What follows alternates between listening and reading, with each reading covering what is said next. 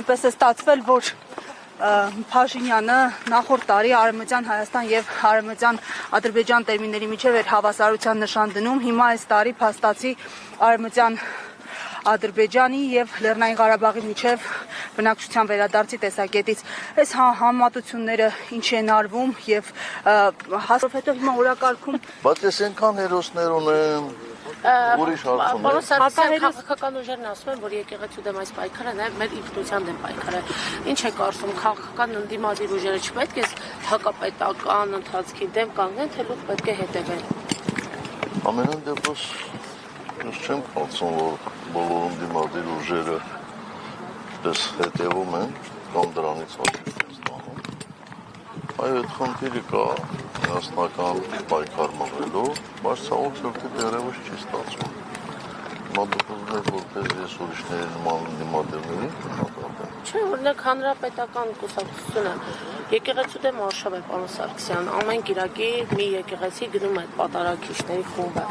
Կարող է ձեր երիթևը, չգիտեմ, հանրապետականները գնալ, որպեսզի պաշտպանություն եկեղեցու, թեկուզ հնչեցնել կաթողիկոսյանուն, ինչպես 1-2 երիտասարդներ են անում երբևէ։ Կարծեմ, թե դուք տեղյակ չեք իրադարձություններից, հենց այստեղ ես հայտարարել եմ, որ մենք պատրաստ ենք վերապառի հորդորով ցանկացած գործողությունների։ Դա իմ հարցերի պատասխանեք նախ։ Ուրեմն լավ չեք լսել։ Բա ասել ենք, մենք սպասում ենք հորդորի, մենք ինքնագլուխ եկեղեցու հետ կապված որևէ գործողություն չենք անելու։ Իսկ 3 առաջ օրը դրանից 4 օր առաջ, եթե դուք չեք նկատել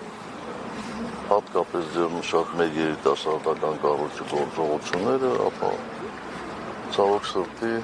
երևի մենք ենք մեղավոր, որ չենք ռեկլամում մեր գործողությունները։ Պարոն նախագահ, հիմա էլ Ադրբեջանից ասում են Հայաստան ԵՄ փաստաթուղթն է խանգարում խաղաղության գործընթացին, հետո էլ ինչը պիտի խանգարի, ասում են այդ փաստաթուղթում նշվում է արցախցիների փախստականների իրավունքի մասին, ռազմագերիների մասին ու մեզ խանգարում է։ Բայց ես ինչ իմանամ, ինչ խանգարի։ Ոնց է վերաբերում սենց հայտարարություններին։ Մի բան հնարեն խանգարի, ասենք ձեր կարծիքով հիմա խաղաղություն են հաստատում, երկու կողմը գնում են այդ ուղղությամբ, ինչ որ բանը։ Դա ասում են էլի։ Տեսակ տեսնենք։ Ինչ ասես ասում են, 44 օր չէին ասում, հաղթում ենք։ Ինչ ասես ասում են էլի։ Այսինքն իրանց ասելը չեմ կարծում, որ տենց մեծ նշանակություն պետք է ունենա, էլի։ Ես չեմ ասում իրանց ասած ինչ պետք է հակադարձել եւ այլն, բայց